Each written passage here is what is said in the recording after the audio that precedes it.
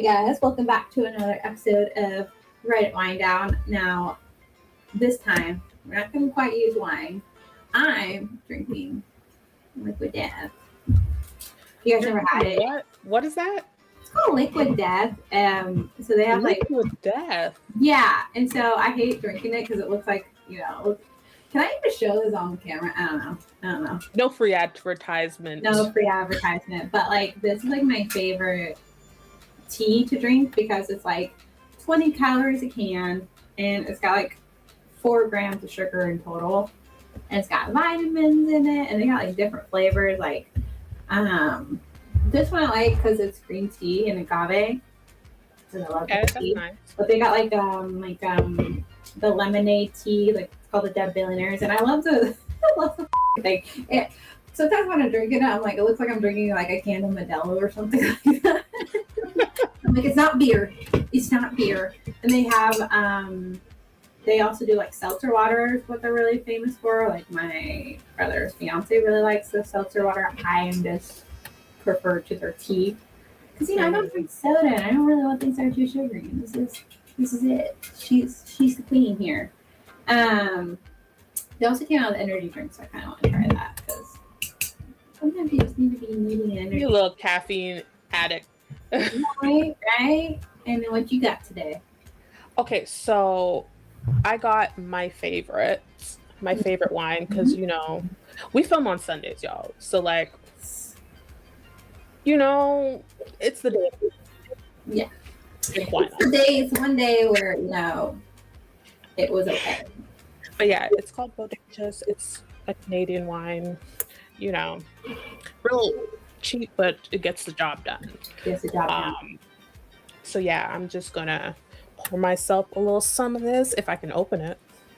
Trying to do a little ASMR. Yes. Got it. Ooh. Yeah, I'm doing a little small glass today. This is not even alcohol. Yeah. Because I've been drinking. Okay, I need to stop doing too much. So, but yeah, we wouldn't have a Reddit wine down without wine. So I am the wine part. She's doing the wine. I cannot today because it is a little early over here. Nothing wrong. Oh yeah, because our time zone, I'm 3 hours ahead. So it's a little later in the day for me. Even though the old road, she wouldn't have cared. Oh yeah, no. But my grandpa's coming over today, so can't be a little. Yeah. Okay, let's cheers. Cheers. Okay, I'm doing it on the right side this time. Yes. Last time we're wrong direction. It's we don't know our directions for me. Yeah. That will come into play later. Mm-hmm. Y'all will find out.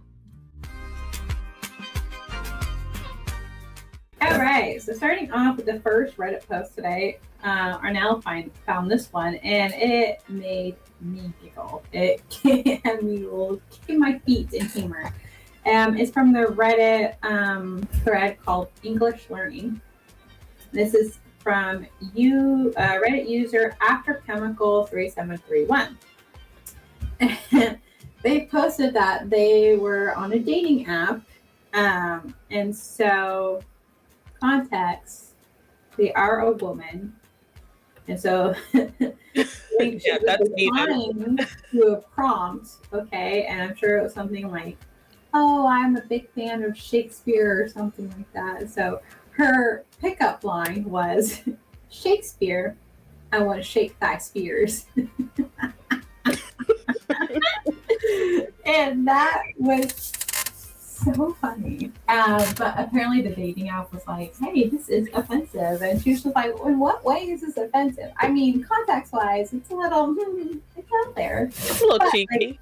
But the words itself, nothing in the words are offensive. Shake thy spears is okay, spears are circles.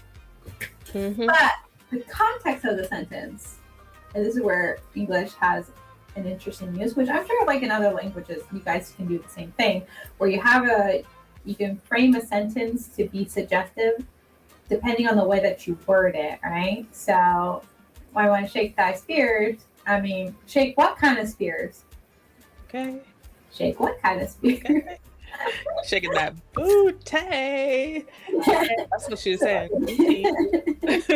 Peach emojis. I mean, it's not like she flat out said it. Like, she didn't say it. She used context to kind of hint towards what she's meaning. So this is a really fun thing about if you are trying to learn another language, is this is a fun thing to try to figure out how to do is, okay, so we have our word. How can we use our words to be funny and add some meaning or nuance behind it?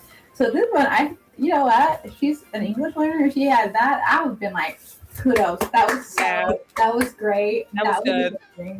Because like it takes a lot of nuance to put that together. Yes. And also she's using a lot of like old English, right? Like kind of outdated English, Shakespearean language. Yes. If you guys have, well, I don't know. Usually English speakers, they're not going to be going back to like Shakespeare and all that kind of stuff, because that's not going to be useful for your journey right now, because everyone's using modern English. So that's not really something that most people would use, but it does make a funny what is it? I would say like yeah, like, okay, you're flexing your knowledge a little bit. Like, I would have laughed. Us as English speakers would be like, oh, okay, you know this too. Because for us, we've been learning about like Shakespearean language and all that kind of stuff in like high school back in the day. We would read those kinds of things. And yes, in our minds, we're like, oh, this is old, but it takes a special sum to put that together. Shake your spears. Yeah. I would have been super into it because I went to... Us as nerds, yeah, we would be into it for sure. I mean, I took a whole Shakespearean class when I was in university, so I'm like, that would have had me immediately going, I like you, let's continue. I love the wit. I love to put that together. Yes. We love a witty girl. Yes. Would have been super into it. Which I realized, like, for you, like, but the person is a woman, and it's okay. We don't discriminate. If you got fun wit, we could be besties. Okay. Okay. Even though, you know, it's a little dicey for men on here, but if you're a secure man and you're not doing that toxic masculinity, you could come over here. Mm-hmm. You're welcome. You're welcome. You're welcome in the space of girls. But if you're toxic and masculine, no. If you're on your way out, please. It's not the place for you. Look at these women on here. Like, I know, we get it. We're beautiful. It's fun to listen to us. Okay, period. Given that main period. I love how you keep on shouting out the next thing that we're doing, which they're not going to understand yet. We're going to have like gingerbread crumbs. So like if you guys are actually really following the post to a T, then you'd be like, I know what she's talking about. I'm clocking in on that. Okay, clock it. Or if you guys are like on our website, you would know exactly what we're talking about. Lock in, folks. Lock in. Okay. All right. It's giving. What is it giving? I don't know. It's giving knowledgeable. Yes. Knowledgeable. Wit. Okay. Wit. It's giving wit. It's giving witty. Mm-hmm. Yes. Mm-hmm. Which we love our witty banner. So come to us if you want to learn some wittiness. Moving on. No. Okay. I'll stop. I was already bad enough in the last video because, you know, you guys noticed we have the same makeup look as our tea time video. That's just because we just were like, you know what, 2-in-1 special here, guys. I did my makeup in the first video. Let's film the next series. Also, we didn't even address our cat matching cat metal. About it before, yeah, we definitely talked about it. But, you know, when we're like, we need to be... with our twin telepathy, we put these on to feel togetherness. Girl, I haven't seen you in person in like 6 years. That's crazy. Yeah, it's crazy. So yeah, sometimes we put this on to feel close. We're using our twin telepathy. Wait, I'm sure there's another word for it, but that's what I just came up with. TM. You know, I'm gonna trademark that. And then, okay, so that's the first one. witty. We love it. We love the use of the language. If you guys are big language nerds, I mean, it's a really fun way to kind of just experiment with the language, because you can get like very nuanced and contextual depending on how you're saying things. We like to use a lot of things like euphemisms. If you ever read a spicy book, you know what I'm talking about when it talks about euphemisms. Okay. Love it. There's a lot of words in there. There's a lot of words in there. Okay. So, clocking in. Lock in. The net locking in. Actually, it's so funny. I was having this like conversation with my husband the other day. He was like asking me, God, well, I don't even remember the context, but I was saying something about like, I asked him about clocking in, clocking out, and he just was like lost.